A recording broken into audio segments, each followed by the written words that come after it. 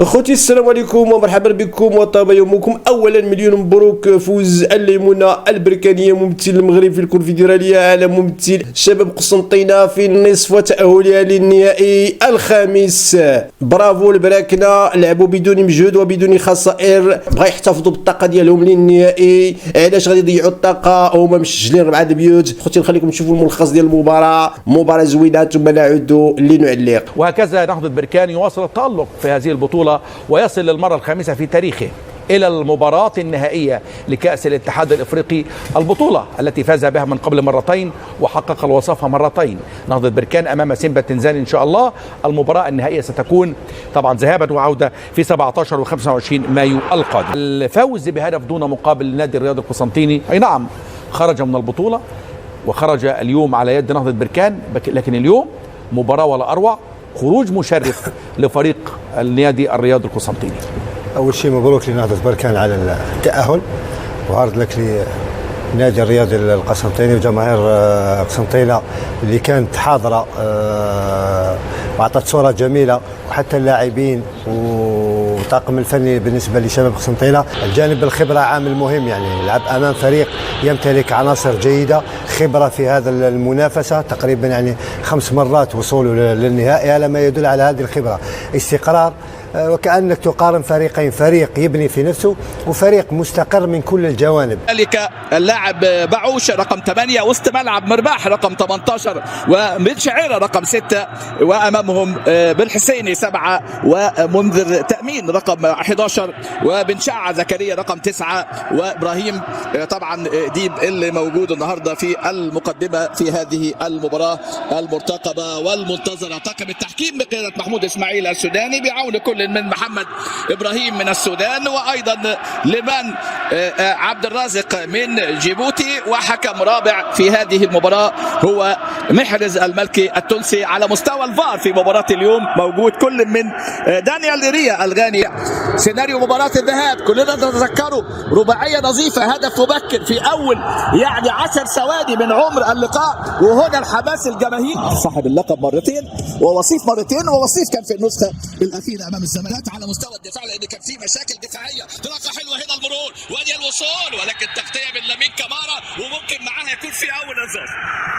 الحربة طبعا ركنة ثابتة أمامنا هنا، بداية قوية للقاء مرة ثانية. كرات العالية إلى جبهة اللي بينطلق فيها دائما بن شعيرة يعلق كرة عالية. كرات اليمين اللي وضع يعني تصريحات سخيرة جدا قبل المباراة. كرات العالية الرأسية، الصراع، الألعاب الهوائية، نهضة بركانة ادي على طول هنا كرة هيثم في ملعب اللقاء. ايضا المحاولة هنا عن طريق اللاعب اللي بيكمل امامنا، خطورة الكرات عن طريق اللاعب اللي بيكمل، اللاعب هواري معوش سفر عن طريق تونس بطائرة خاصة للبرتقال مطلوب. واللي اتقال قبل المباراة كان في يعني 5 سنوات 4 مرات. ادي امامنا الكرة العالية على طول، ابعاد هذه المرة لامين كامارا. قسنطينة طلع اتحاد الجزائر، والسند بوش طلع نادي الزمالك، وشفنا النهارده قسنطينة نادي الرياضي قسنطينة. الحضور الجماهيري الجميل في ملعب تحضير هنا من جانب الفريق الجزائري في انطلاقة بالجنب اليمين، ولكن تغطية دفاعية. اللاعب عادل تحيف اللي موجودين في التشكيلة المغربية النهارده لنهضة بركان. مرة طبعا سياسي انه يعود الى هذه المباراة الصعبة الرأسية. هنا التدخل، وحكم المباراة محمود اسماعيل من الحكام المميزين، كرات العالية، تحيف تدعيم الفريق وتدعيم العناصر الموجوده. انطلاقه خطيره امامنا هنا، الصراع والقوه.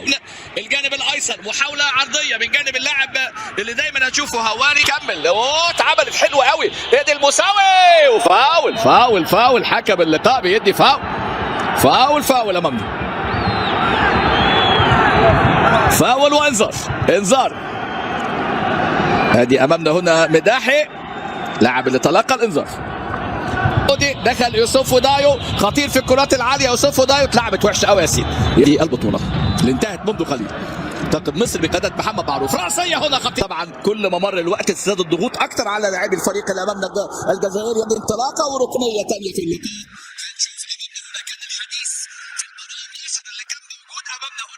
اللاعب اللي كان بيحاول فيها امامنا منذر تميم. كره عاليه حلوه قوي من جانب بعوش، راسيه حكم اللقاء من دفاع فاول على بالحسيني.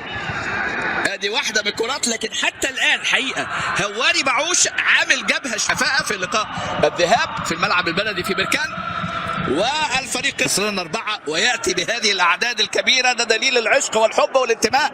يحاول امامنا يلعبها بالشعه الكره العاليه، لكن تعامل رائع عسال رائع. كان في توقف في المباراه. كره عرضيه خطيره، الكرات العرضيه راسيه،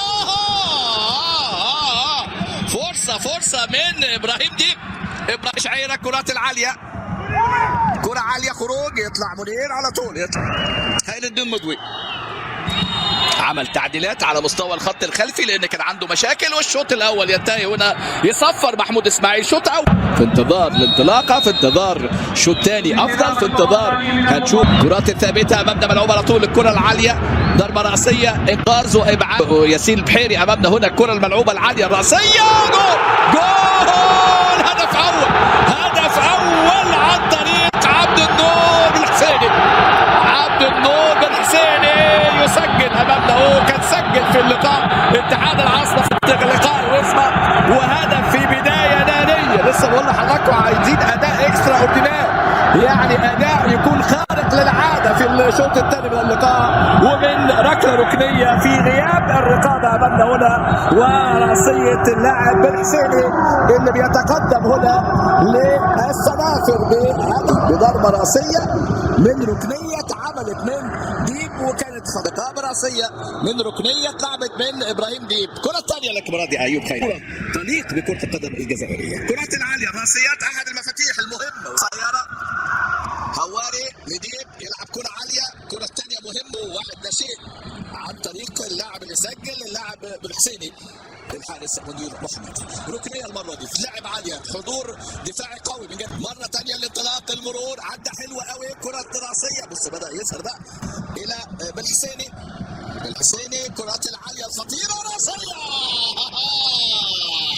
كره خطيره من منذر تميس منعود، مدافع مميز جدا، اصابته كانت مشكله. ودي راسيه المره دي، الراسيه من هواري معوش سيدي في الدقيقه الثانيه من الشوط الثاني. كره ملعوبه المره دي، ادي الراسيات، كره اخرى مره ثانيه الصراع ثاني بقى زي ما صنع بالحسيني، لكن لعبها المره دي قصيره. ابعاد هذه المره خودي قسنطينه، مدينه جميله وحضور جماهيري كبير، والكرات الاماميه فعلا دخل امامنا في العمق. ادي الخطا منذر بالحسيني اللي سجله في اللقاء في الدقيقه الثانيه. ودي راسيه نفس اللاعب بقى اصبح راس حربه بقى خلاص، هو بقى ماركه مسجله بالحسيني، وضربه راسيه استحواذ ومحاولات. الكره العرضيه المره دي، الكرات العاليه عن طريق طاهر المديل 60-31. ادي الكرات العاليه الراسيه الجديده والاستمرار من الجانب اليمين. كرات العرضيه الخطوره لكن مميز طبعا، يوسف ودايو مميز، حاجه خطيره اللي اتعملت حلوه قوي من طاهر، اصبح طرف.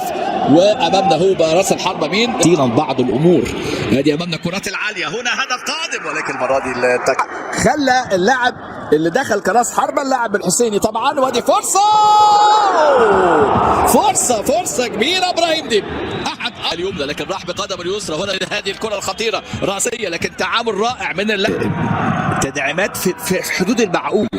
مرة أخرى ألف مبروك تأهل الليمون البركانية للنهائي ديال الكونفدرالية. نتمنوا إن شاء الله هذا العام يكون اللقب لصالح أسود بركان ويحمر وجه المغاربة. أخوتي نتمنوا التوفيق لكافة المغاربة والمسلمين والمزيد من الانتصارات، والسلام عليكم.